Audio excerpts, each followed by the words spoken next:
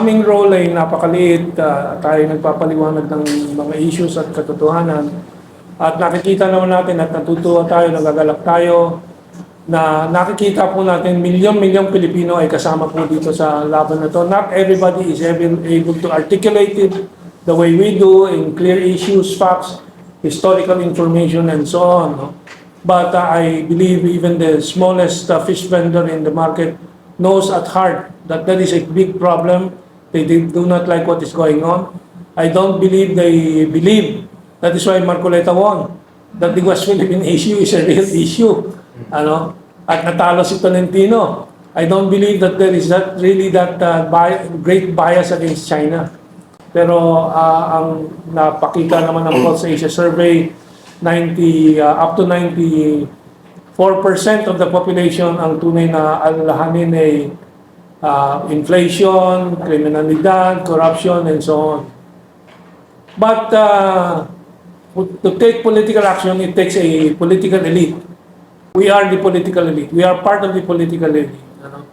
And we have to strategize the political action which we are doing in our explanation of our intended lobbying efforts sa Senate. That is a political direction that we hope more people would take. We have no choice because we are waiting for the revolutionary option to ripen. Hindi pa hinog ang revolutionary option. Doon po sa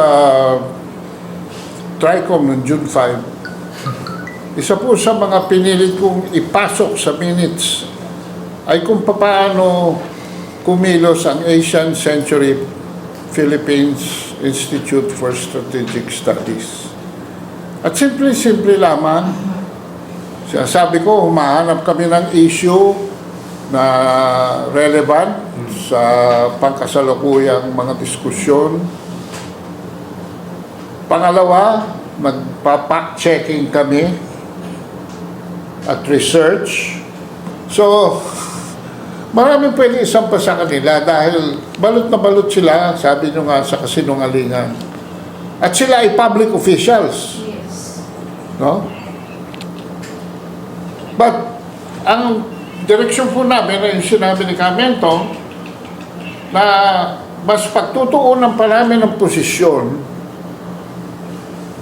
ang Senado dahil may nakikita tayong konting hanggang lumalakas ng pananaw at the end of the tunnel.